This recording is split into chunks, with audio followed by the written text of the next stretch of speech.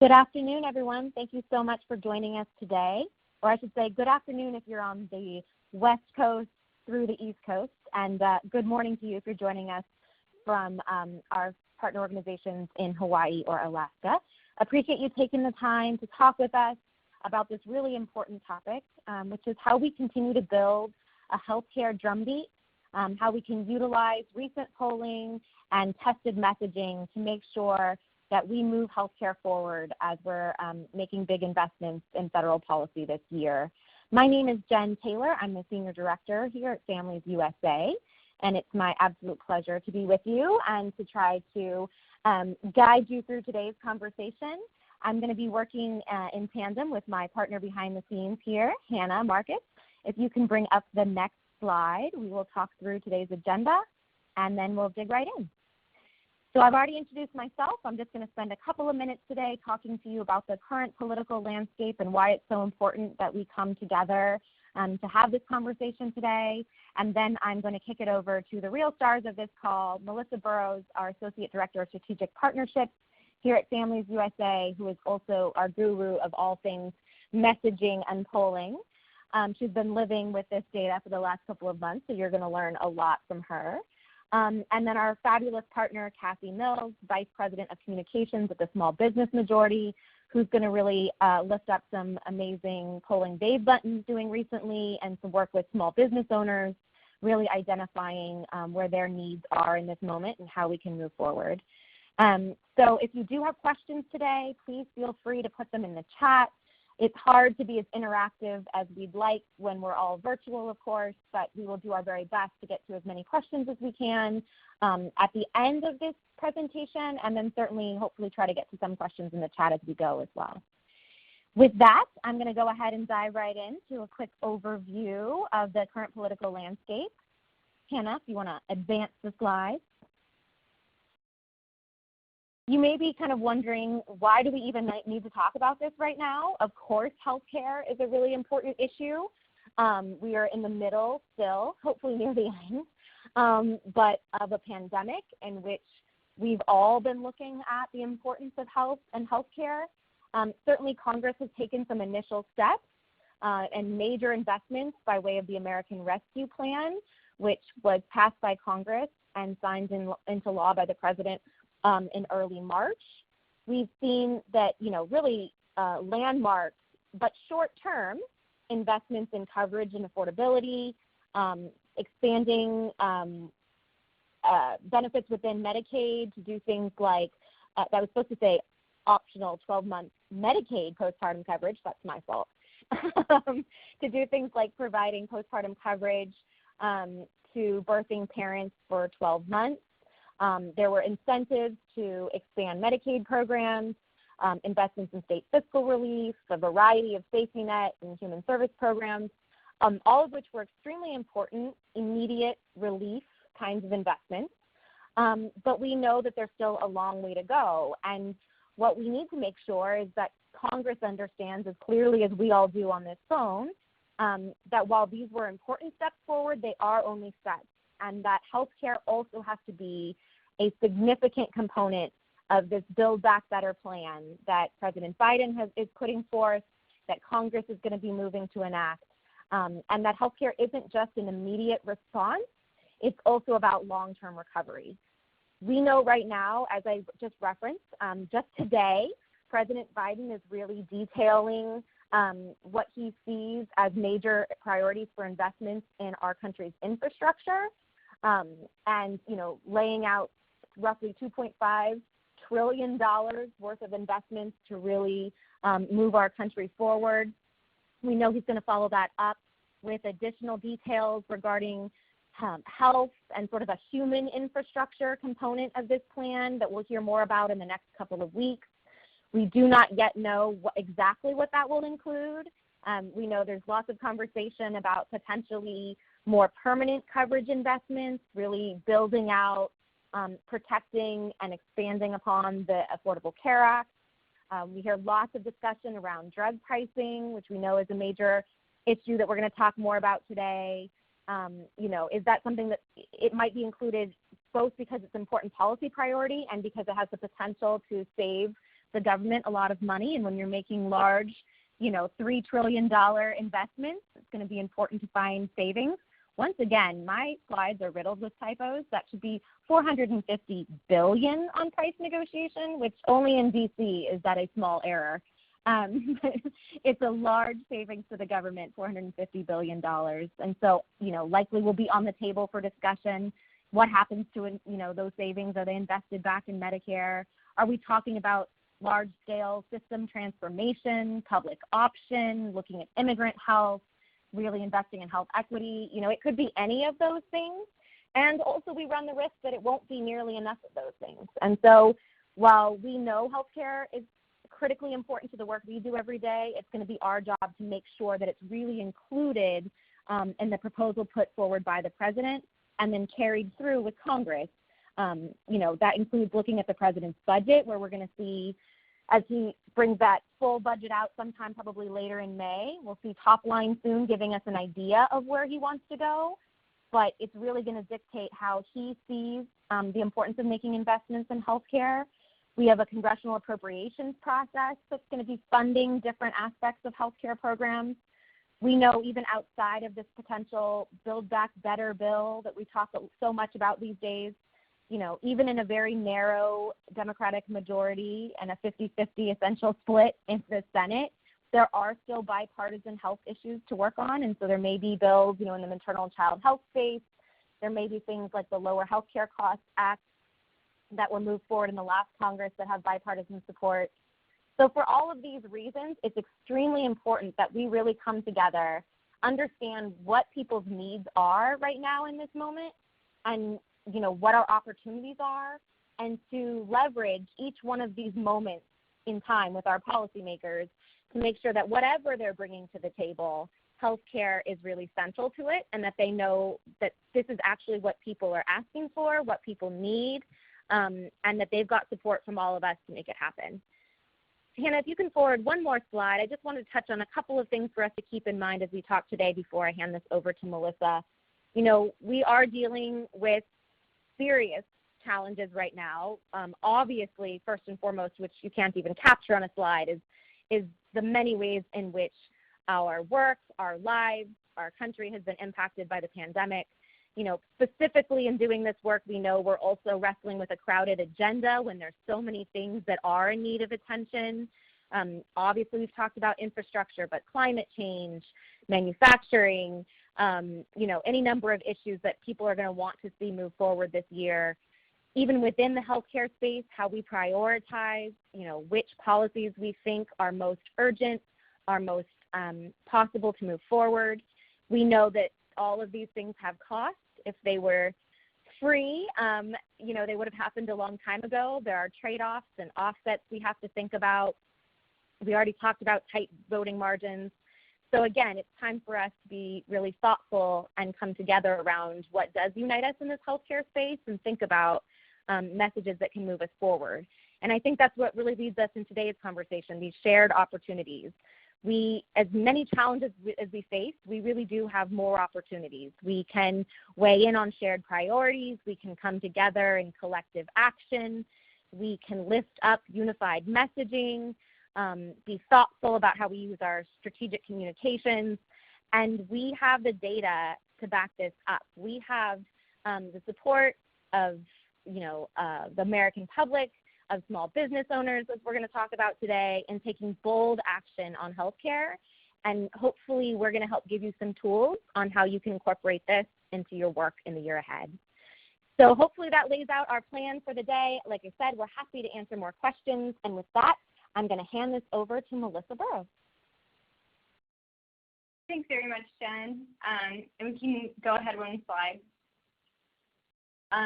So as Jen mentioned, one of the big things that we wanted to share with you all today is kind of grounding ourselves in where people are and where voters are. And really the moral of that story is that voters want Congress and President Biden to go big on health reform and really solve problems and lower the cost of their health care.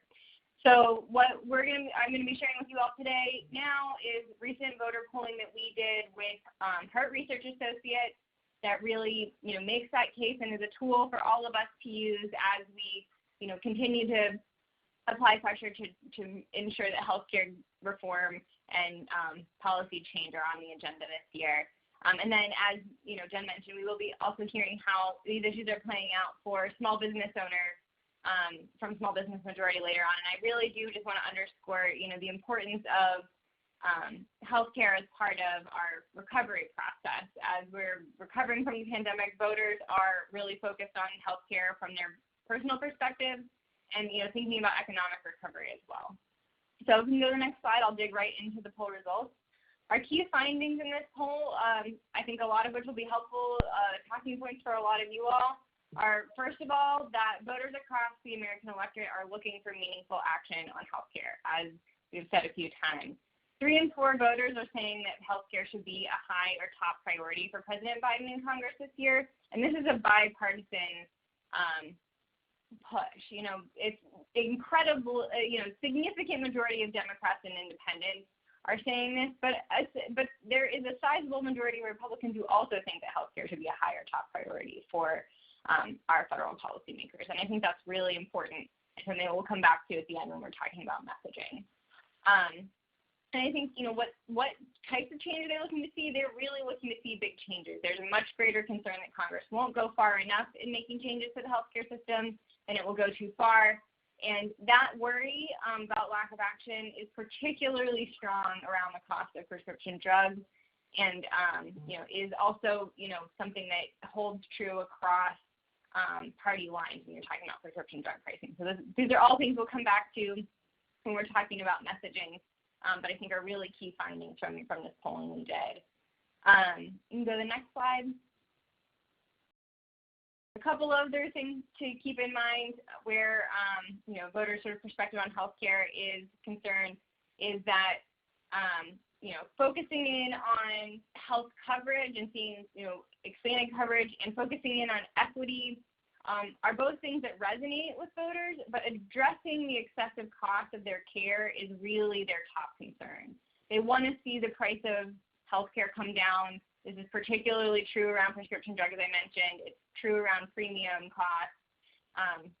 That's really where voters, particularly if you're looking for bipartisan agreement, are focused right now, and it's what they're really feeling from a real tangible sort of personal standpoint.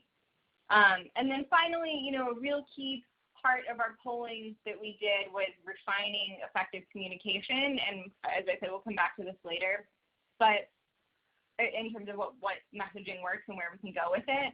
But voters' core concerns about excessive prices are also tied to corporate abuses, and they are also looking for messages that meet the current moment with a call for unification around the idea of everyone getting quality, affordable health care. And something that really kind of stood out in our poll, to this point about corporate abuses, is that fully 82% of voters believe that the healthcare system works more for the benefit of insurance and drug industries rather than for the benefit of the average person. And that's something that holds true across all demographic groups and across partisan lines, and really was something that kind of shows the extent to which people feel the system is not working and needs to be changed. So on the next slide, I'll just back up a little bit and give you a very brief overview of our, poll makeup. It went out in an online survey to over 1,600 voters nationwide. It was in the field in late January, early February, and it was, meant to be a very representative poll and a strong understanding of, where people fall across racial and ethnic groups, as well as across party ID and ideological persuasion. So kind of to dig into some of these findings a little further, we can go to the next slide. And this is where you can kind of see a little bit more of the detail into how, what voters are really thinking about, and the fact that they really want healthcare to be a priority for the president and Congress this year. This, is something that really only 8% of the folks that we polled believe that it should be a low or no priority. So this is really something that Even though Congress has been taking action on some things related to healthcare, there's still a lot more that folks want to see done and find it to be a top priority across a lot of different demographic groups. And on the next slide, you can see some additional breakdowns and in terms of where support lies in wanting to see big health care system changes. There's particularly strong support among voters of color. So you can see that there's strong support really across the board, even into Republican ideology, and there is really strong support among swing voters for healthcare being a top or high priority, and there's still pretty significant support for big reforms being needed, and everyone really can agree that solutions are what need to be on the table. On the next slide, you can get to this more detailed concept of like what type of change are folks looking for. Big changes are really what the majority of voters are looking for, and it almost, a strong majority are looking for at least some changes and reforms. Status quo is not working for folks across the board.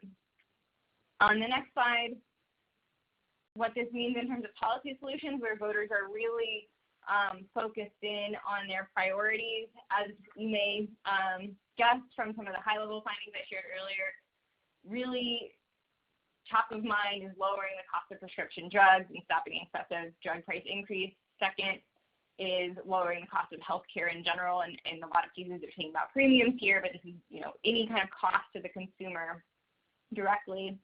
But there is strong support for all of these priorities. Making sure that everyone has access to comprehensive healthcare coverage, improving the quality of healthcare, expanding access to healthcare, reducing disparities in healthcare. And that last bullet, reducing disparities in healthcare, is really important in thinking about, ensuring that the communities that have been hit hardest by the COVID-19 pandemic, by the inequities in our systems, that's really the focus among Black voters and Hispanic voters. Is they want to see disparities reduced, and they are also some of the strong supporters and the strongest base in terms of the need for healthcare reform. So while this is a slightly lower rated priority across the ideological spectrum in terms of bipartisan support, it's something that clearly matters and is a real focus for a lot of us and for families as well. Next slide. This, getting into the sort of urgency of action and being able to break down those policy areas that I was just talking about by partisanship. As you can see, Democrats strongly support all of these priorities. Republican support is much more variable, and that's kind of what determines a lot of the ways in which these priorities are ranked. I think you see the biggest ideological divides in comprehensive healthcare coverage as well as reducing disparities, and that's something that on the other hand we're seeing really significant majority support for lowering the costs of care. And so from a messaging perspective, focusing on costs really is going to be important when we're bridging political divides, but also can help us kind of bring in some of these other issues that the Democratic base also really cares about and that a lot of us as advocates really care about. Next slide.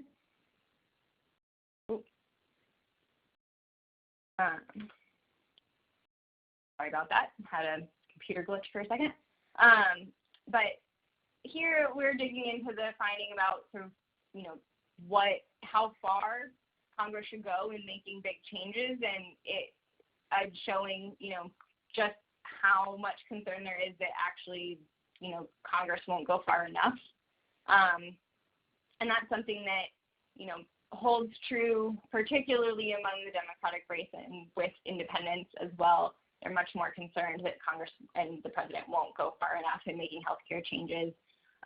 Whereas, as can be expected, conservative Republicans are the ones that are really, driving the concern that they will go too far or, increase government spending too much. But on the whole, that's not what folks are worried about. They're much more worried about not seeing solutions that will solve their problems. And we can see that on the next slide.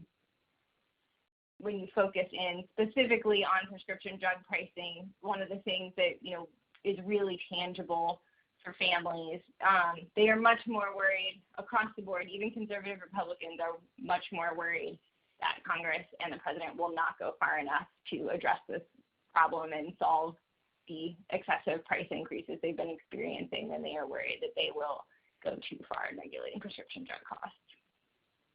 So on the last slide here, this is just a reiteration of what I mentioned on that key finding slide of the status quo is not working. Voters really see the healthcare system as being driven by insurance and drug industries. And all of this that I've just shared is really going to shape our ability to message effectively and kind of energize the movement around health reform over the next several months, which we'll come back to later in the presentation. But now I am pleased to turn it over to Cassie Mills at Small Business Majority to share how the polling they have done recently to understand where small business owners fall on these same issues and really kind of reinforces a lot of these same ideas. So I'm excited to turn it over to her and kind of dovetail these two things together.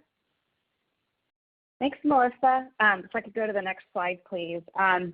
And for those of you who aren't familiar with us, Small Business Majority is a national small business organization, and our mission is to empower America's diverse entrepreneurs to build a thriving and equitable economy. A key part of our work includes regular research and polling of small business owners nationwide to examine where they stand on some of the biggest issues today. So we just released a new report today alongside Families USA that provides some important insights into how small businesses have been struggling to access health coverage during the pandemic and continue providing health benefits. So the poll was a national survey of 500 small business owners nationwide with oversamples of Black, Latino, and AAPI entrepreneurs so that we could better understand the disproportionate impacts on small business owners of color.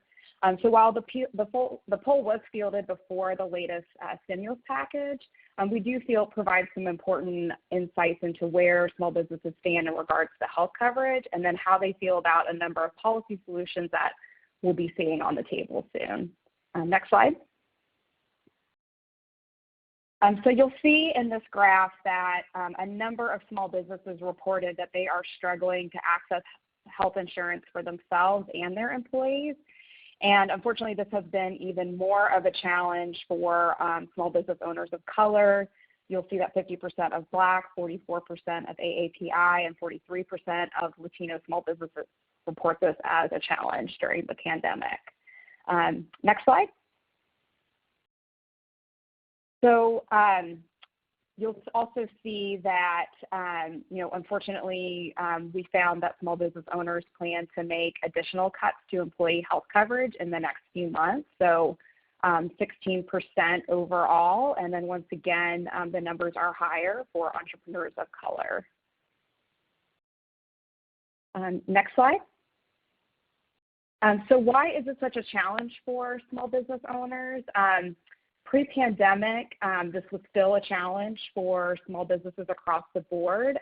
Historically, small business owners have struggled to access and afford health coverage due to the cost. And prior to the ACA, both small business owners and their employees represented a high number of the working uninsured. And when small businesses could afford group coverage, they often paid more than bigger businesses. This continues to be a challenge at this point because many small businesses are still facing significant financial setbacks from the pandemic. We have found this across the board in all of the research that we've been conducting over the past year. And it's important to note that 60% reported they still have not brought back their workforce to pre-pandemic levels. So it's no surprise to us at Small Business Majority that they are struggling to maintain and continue health benefits. Often when small businesses have to make tough decisions for their bottom lines, benefits are, one of the first things to go. And as you saw in the data that I just covered, this is a greater challenge for small business owners of color. And this is because they have faced inequitable access to capital, emergency resources, other types of grant funding throughout the course of the pandemic. And I know many of you are aware that it's been well documented that the pandemic has had a disproportionate impact on communities of color, and we have seen this extend to business owners throughout the course of the pandemic. So we have conducted extensive research on this topic over the past year. Other organizations have conducted this type of research, and we have found that business owners of color have faced inequitable access to capital. They've struggled to access the Paycheck Protection Program. And when they have access to this funding, they have been underfunded at higher rates than their white counterparts. And this is due to systemic barriers in our banking system. So this has just made it even more challenging for entrepreneurs of color to not just bring back their workforce, but to access health coverage for themselves and their employees, and to be able to continue providing, critical health benefits. Next slide, please. So it wasn't surprising to us to see that there was such strong support for a number of policy solutions that could help bring down costs, expand access to coverage, and make it easier for small business owners and their employees to access affordable, quality health coverage. And you'll see some alignment here with some of the data that Melissa just discussed. So once again, bringing down the price of prescription drugs finds equally strong support among small business owners. It was the most popular policy solution out of those that we surveyed. There's a couple of issues here that, Congress has addressed in the past year, like surprise billing. We found really strong support there, and if there's additional action, taken on these measures, we expect that would find really strong support among small business owners. And they were also very strongly supportive of enacting a public health option, expanding Medicaid in all states, and allowing people to buy in early to Medicare starting at age 55. And this crossed all demographic groups. Again, very, very strong support there. And if you have any questions about this data or want to learn more, you can find it on our website at smallbusinessmajority.org under our research tab. And you can contact me at cmills@smallbusinessmajority.org. So with that, I'll turn it back over to Melissa. Hey guys, and this is Jen. I'm actually going to jump in for a minute before Melissa lays out some of our messaging work and talks about ways we can tie all this together. Wanted to thank everyone so far who has sent a question in, and remind folks that you can use the chat function to send us additional questions. Melissa's going to talk for a couple of minutes about ways to tie all this really interesting polling together and how we can use it to spark action. And then she'll definitely be able to pull up some questions and we can talk about them as a group. So please do keep sending those in. And Melissa, back over to you. Thanks, Jen. And so now I'm going to kind of tie everything together that we've talked about today, given the political context we're in that Jen laid out, where voters are and what they want to see done in Congress and under President Biden's watch.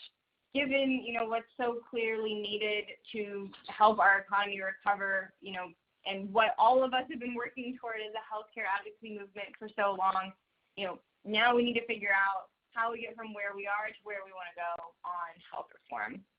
And so, as you can see on the next slide, this is all about building a drumbeat.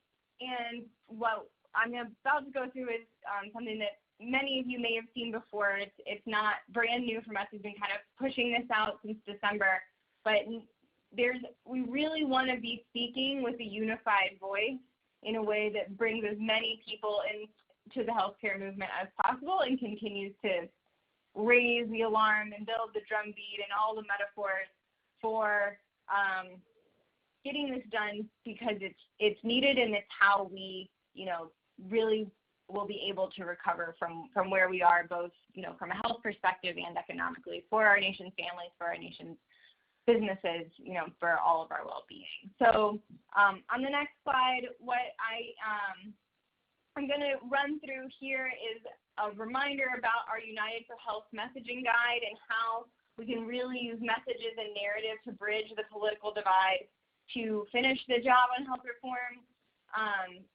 We, in addition to this polling, have done a lot of message testing to just find the strongest narratives that, break through opposition messaging, whether it's from, hyper-conservatives or from industry that are, not interested in seeing the types of reforms that our movement is looking for, that voters are looking for, that, all of our different constituencies are looking for. And so, that's what we're rooted in here. And then this more recent polling has helped us refine that and really come to a point where we're ready to deploy a lot of this. So that's what I'm going to talk about today. It's going to be a reminder of some things you may have heard already, but also kind of where we are right now and how we use this most effectively. So on the next slide, just as a reminder, the messaging research that we have done here at Families is working with Weston Strategies, and they did a set of dial tests for us that are a really intensive methodology of message testing. Sorry, we're having just a slight technical glitch, but now it seems to be resolved. Anyway, we worked with Weston Strategies to work through a messaging narrative development process that built the most effective narratives to beat this, how this message is taken from our opponents. But we developed through long narratives as well as brief evocative statements and talking points.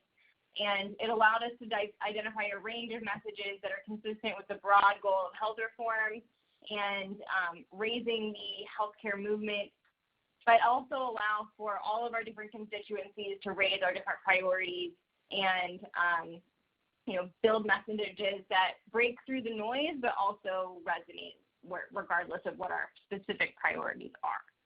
So that's the background for the research that we did. I'm happy to talk more about the methodology if folks have questions, but really that's where this is coming from that I'm going to get into. And so on the next slide, I think something that I just want to really focus on for a second before we get to the real nitty-gritty of the findings is that what was clear in this message testing is a lot of our success in being able to talk about health and healthcare and the need to change the system is about how we tell the story of what needs to be done. And there's a real formula for being able to do this effectively that, I think as advocates sometimes we're really good at and sometimes we're not.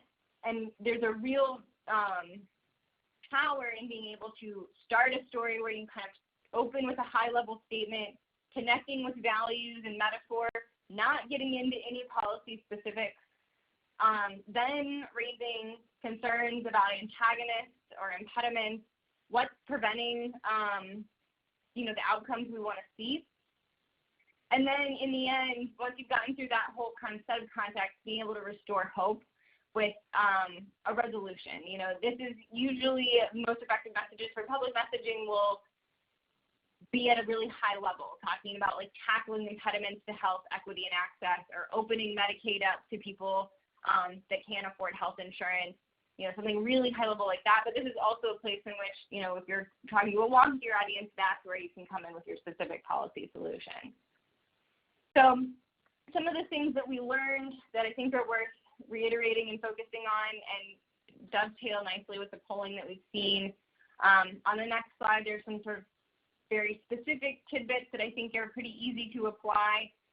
One is that if we're wanting to talk about what typically we've called in our world, the policy world, the public option, there are better ways to phrase this in the eyes of the public and the voters. The freedom to buy into Medicare or a Medicare option or, a new health insurance option that's not controlled by private industry. Those kinds of things resonate much better. We don't want to talk about the uninsured. We want to talk about people who can't afford health care for their families. We don't want to talk about Obamacare or the ACA. We want to talk about health reform, finishing the job we started, fixing our healthcare system. This is particularly important, I think, as we kind of move beyond the American Rescue Plan and into kind of thinking about bigger reforms.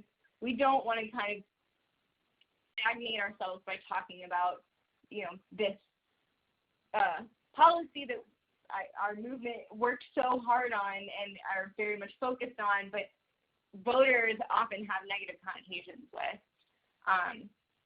And so if we can shift our frame a little bit, it makes a huge difference. In the Medicaid context, we want to talk about Medicaid, people who rely on Medicaid for their health or people whose health depends on access to Medicaid. We don't want to talk about beneficiaries or recipients or people on Medicaid. Medicaid expansion is another area where, really that phrase has become very politicized, but talking about extending Medicaid or opening up Medicaid to people who can't afford health insurance really makes a big difference. So these are just little wording changes that I think kind of help get to a place where voters are connecting those values we're seeing in the polling that we put out to, what we're actually talking about. And by using this language, that really helps, connect those dots. Now, putting some of that in context, I'm going to go through some of the talking points that we found in our messaging research. And so we can go to the next slide here. These kind of all fall into the bucket of access, affordability, and coverage, and I won't necessarily read through all of them, but I do want you to think about the fact that these kind of open up with a value statement. These are the ways you can start that policy story, and then you can raise an impediment. So, for example, all of us should have the opportunity to live a healthy life and receive high-quality health care, regardless of our race, ethnicity, or gender. Following that, you could add on something, depending on what your issue is, something that raises the impediments to getting where we want to go, and then finally, getting into the specific thing that you want to see changed. Another one of our talking points that polls really, really well is I believe in a family doctor for every family. You say that rather than I believe in universal health care coverage, and that goes a lot further.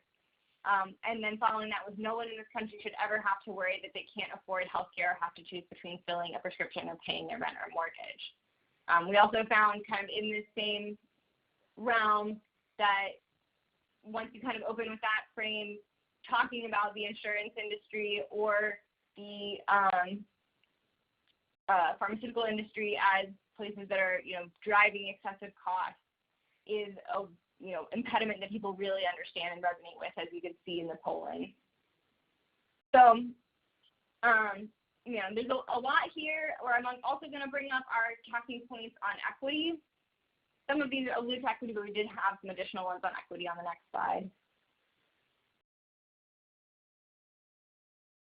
And, these ones I think really kind of put us in the moment of the COVID-19 pandemic, and show that, this is a frame that folks are really understanding, and that they're seeing that this is a moment where, the pandemic has not only exposed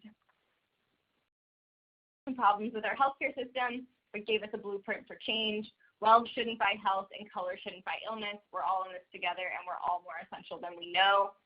Really kind of alluding to the moment we're in and the need to, fix the problems that the pandemic has shown a spotlight on is something that's really resonating, both in our message testing as well as in our polling, as we mentioned.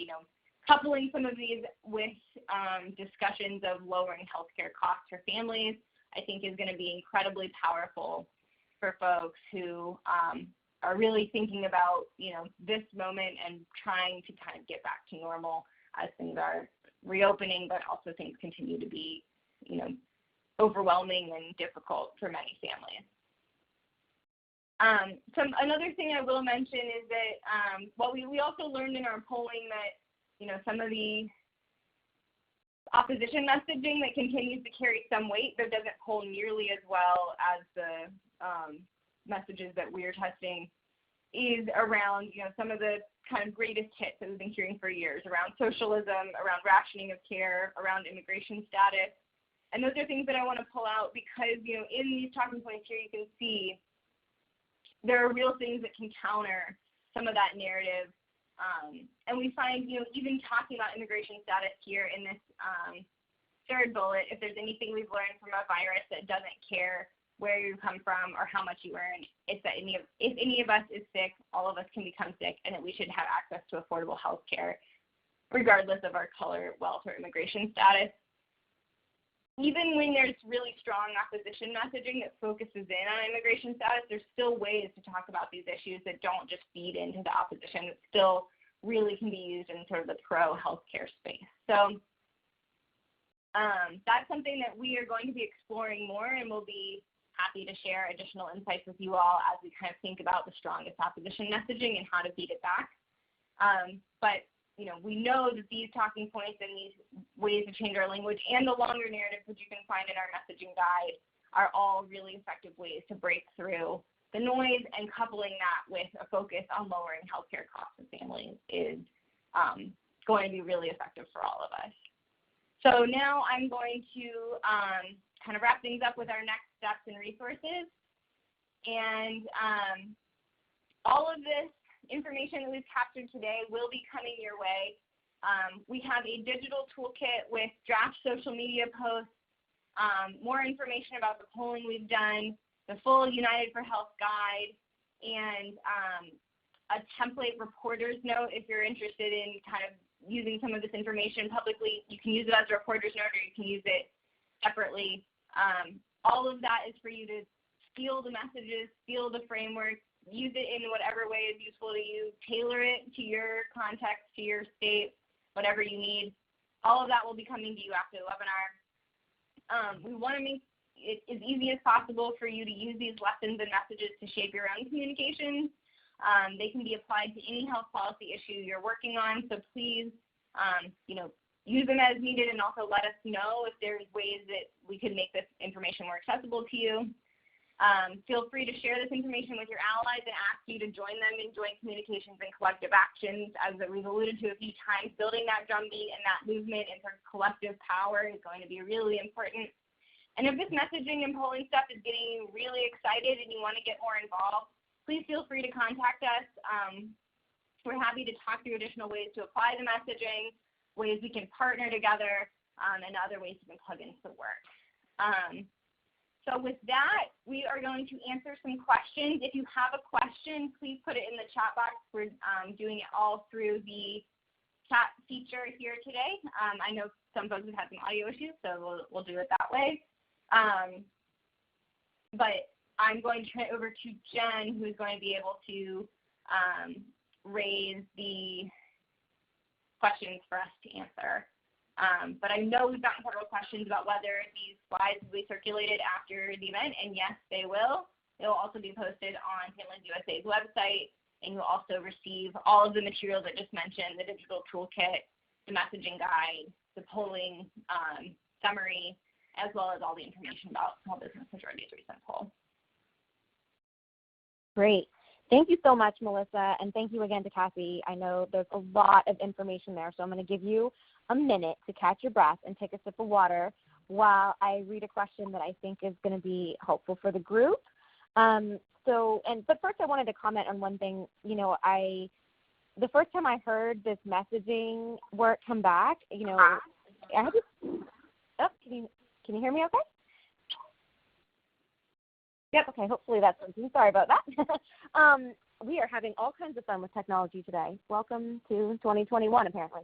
I just wanted to say, the first time I heard this messaging, I had to really sit with it a little bit, because I do think it challenges some of the ways that we traditionally talk about these issues that we are so passionate about. And, I didn't want to feel like we were sort of hiding the message. I wanted to come out and really, make sure we were being clear and affirmative in who we are and who we stand for. And I think it was really helpful to talk more with Melissa, to dig in deeper with Drew, to really understand, we absolutely, I saw there was a comment worried we're not talking about the poor, the working poor, and we 100% want to continue to do that.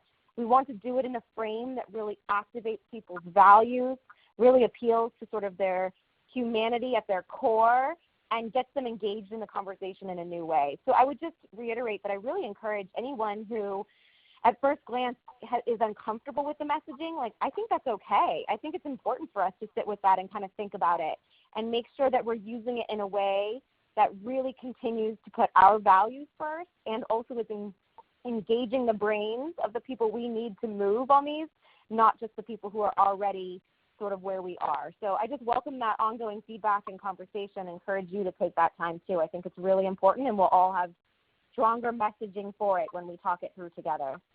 I also want to take a question here that came in asking, has there been any polling on how receptive voters are to specific policy interventions? Bringing down drug prices is a common and popular goal, but policy levers that would do that are often viewed as unpopular among policymakers.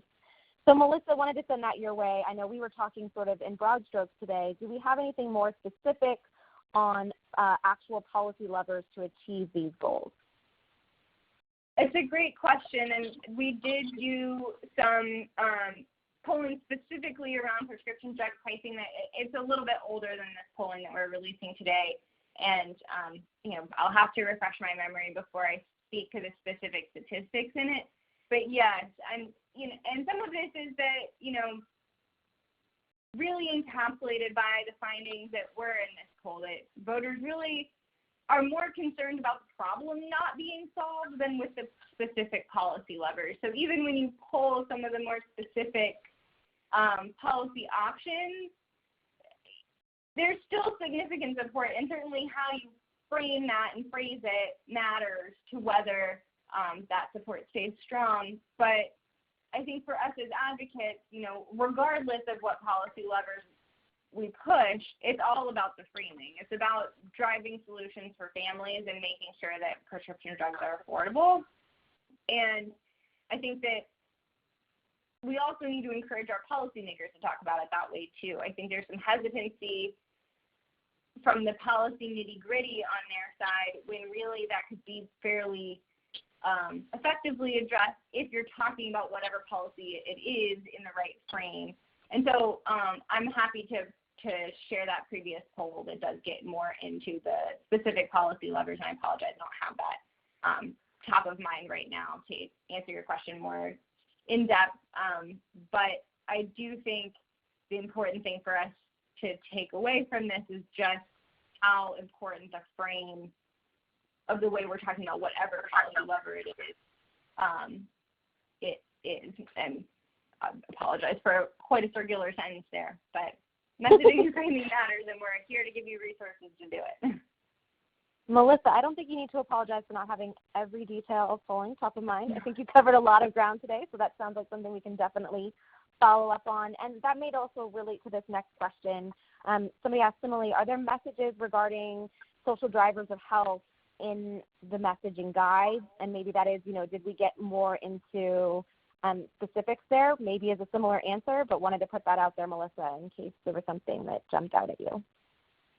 Yeah, no, that's a really good question, and I'm going to go back to the slide on equity here and see if it's written down. I'm not sure it is actually on this slide. But yes, we did look into social drivers of health in the messaging guide and social determinants of health, and it is laid out in more detail in the full guide, which you'll get. But the real takeaway there is to talk about social determinants of health in a way that everyone understands. That phrase doesn't necessarily mean anything to a lot of people. It's kind of academic. But when you're talking about the fact that where we live, eat, work, and play shapes the way how healthy we are, and that we need to address all of those factors that determine our health, people really get it. And that's something that just making it that simple concept of what an individual is really experiencing makes a big difference. And you aren't going to be able to encapsulate every single determinant of health in that sort of like where we eat, work, and play, or where we live shouldn't determine our health and that kind of thing. It doesn't necessarily get at every single aspect of it, but at a high level, it makes that concept much more resonant for the average person. So I'm when you get that full guide, please take a look at those more in-depth messages in the longer narratives, and I'm happy to continue a conversation about social determinants of health. And Drew Weston has done, who is the researcher we worked with, has done an entire separate project specifically on social determinants and how to talk about it more effectively that we're happy to share. I think that he did that with Robert Wood Johnson Foundation, so we're happy to share that as well. Great. Thank you so much. I'm going to put out one more call for questions. It looks like a couple of you are typing, and we had some great feedback so far, so really appreciate everyone's thoughtful comments and interest in the messaging guide. Looks like one more question coming in here, but again, if folks have anything else they wanted to put in the chat, we have a couple of minutes left. Somebody is asking if we've done polling on support for gender-affirming healthcare, especially as some states are trying to ban healthcare and coverage for trans individuals. Melissa, I don't think that's something we got into in this round, but I really appreciate the point here, and it's something that maybe we could have on deck for some deeper dive on some of this. Is there anything else that I'm missing from our initial messaging or polling specific to gender-affirming healthcare? No, and I agree that it's something that we should certainly do in our future rounds of polling, getting more effective messaging around that. I do think some of the sort of equity framing on, no matter who you are, healthcare matters, some of that, can translate over, but I think certainly more specific information is needed, and I will also, reach out to our partners at the National Center for Trans Equality and some of the other groups that may already have this and share that with the group if we do already have some things that we just aren't quite aware of yet. And I particularly appreciate that question on trans day of visibility, and we really want to make sure we're lifting that up and really doing our best to push back these awful provisions that are coming up in state legislatures this year. 100%. I want to associate myself with the comments from the gentlewoman from North Carolina, Melissa. I very much agree, and it's an important day to talk about that. So thank you for that question. And really, again, I think thank you to all of you who are putting questions through. It's a good opportunity for us to, take a look at what's already here, make sure we are using it to maximum effectiveness. And then it's a great opportunity also to see what's missing and where we can do follow-up. This is something that we are committed to in the long run.